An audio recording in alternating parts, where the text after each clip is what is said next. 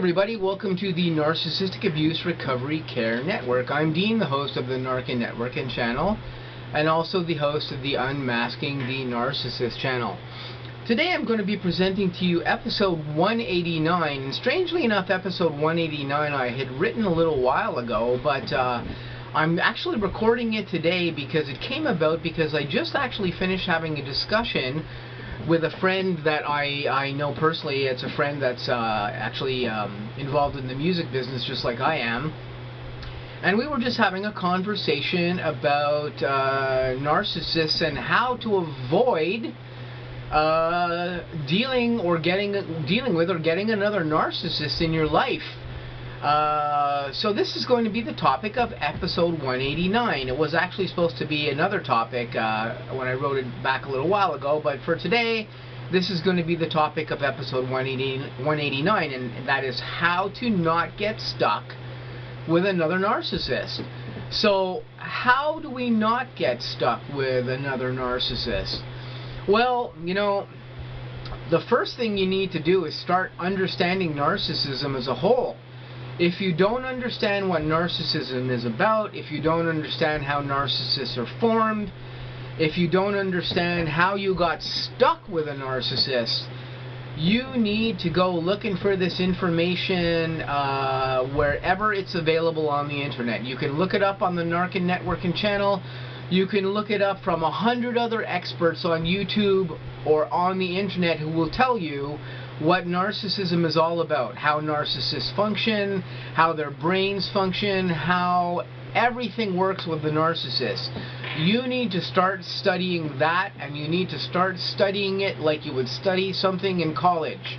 Because once you start to understand all the things that make a narcissist behave and be the way that they are, you will start to understand how you avoid getting re-involved with another narcissist, whether it's re-involved romantically, whether it's re-involved as a friend, whether it's re-involved in business. You will start to understand exactly what to do to avoid narcissists. And another thing that will happen when you start to educate yourself on a very high level here too is that you'll start to be able to see a narcissist like this when you're dealing with one. Myself and my friend who I was talking to just before, we study narcissism. I study it quite professionally. I'm not quite sure what level my friend studies it at. We do talk about narcissism quite a bit, and we definitely had a full-on discussion today about this on Facebook, actually, about a narcissist that she just dealt with.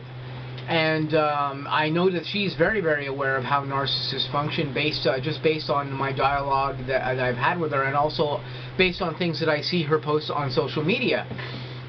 That being said, narcissists, if you want to know how to deal with a narcissist, you have to understand the narcissist's mind. And if you don't have a narcissistic mind, and you are not yourself a clinically diagnosed narcissist, you're not going to be able to understand this. Narcissists who are clinical level understand other narcissists because they understand exactly how that narcissist's brain works. So you, if you're not this way, or if you haven't studied psychology or studied narcissism, you're going to have to study this a little bit to understand exactly what you're dealing with. It's very complex. It's going to take you a lot of time. I've been spending over 3 years now, close to 4 years, studying narcissism. And of course I have a background in studying psychology from when I was in my 20s right up till now. I've been studying this now for close to 4 years, and I'm just touching the levels of understanding how complex the narcissistic mind is, and understanding how complex all the other behavioral disorders that go along with narcissism are. So you're going to have to study the basics. You're going to have to get an understanding of what's going on with your narcissist. And you're going to have to start understanding when you see the red flags that come up, because there's lots of red flags that come up when you're dealing with narcissists. When you start to understand what to look for, what the behaviors are, what the key things are as far as red flags to look out for, you're going to have a much better chance of spotting a narcissist very early on and making sure that you eliminate that narcissistic person from your life. This also goes for if you have narcissists within your family, or you have a narcissistic husband or wife, as well as if you have a narcissistic romantic interest in your midst or whatever.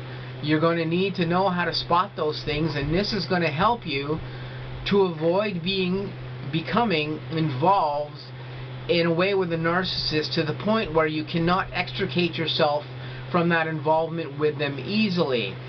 I myself and other narcissistic experts that I know on the internet, we study this and we know what the red flags are. And sometimes we see these red flags early on. I've even seen instances in the past years of my life since I've been involved with my previous narcissist where I've had an individual present to me that may have been showing some romantic interest in me.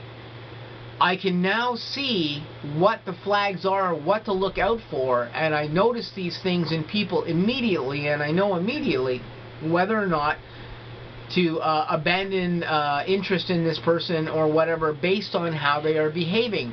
This has happened to me in the recent past where I've gotten or taken some time to get to know somebody and realize, oh, look at that.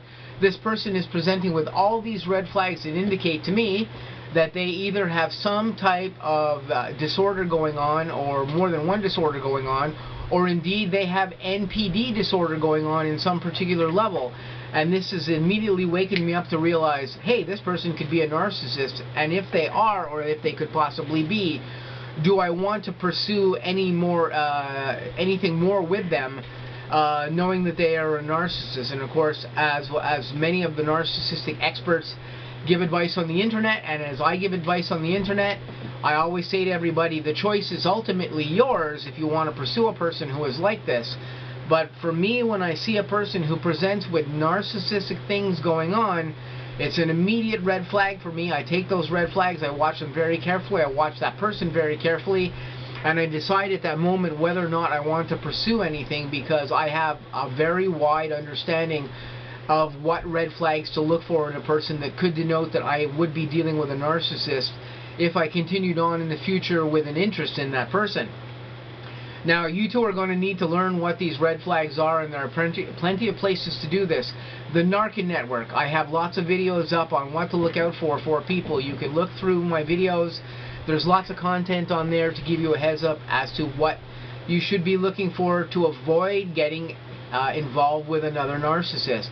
But there's tons of other experts that are on the internet that have great advice on this. If you go look up the narcissistic expert HG Tutor, HG has tons of information on how to avoid getting stuck with a narcissist again, because he himself is a narcissist, and he explains to you exactly what to look out for. But so do tons of other experts on the internet, like Professor Sam Vaknin and Dr. Ramani. There's tons of experts out there on the internet that can tell you what to do and how to keep an eye out and how to avoid getting involved with another narcissist. These are the things that you have to understand. But studying narcissists, studying narcissism itself, these will also give you tons of useful information that you can use for yourself to avoid getting involved with a narcissist again. Because if you can avoid doing that, I would highly advise you to try to avoid that at all costs. It will make your life much simpler and much easier. And I wouldn't want anybody out there on my networks or anybody watching this to become stuck with a narcissist and have any weird events go on with them, like myself, I have had, or like other people that I know have had in the past. Like this, just involvement with a narcissist is very complex. And again, you really need to think twice about whether or not you'd want anything like that to actually happen. So these were the basic things I wanted to talk about here in episode 189, how to not get stuck with a narcissist again. Of course, you can go look on the internet, look up on the internet more information about this.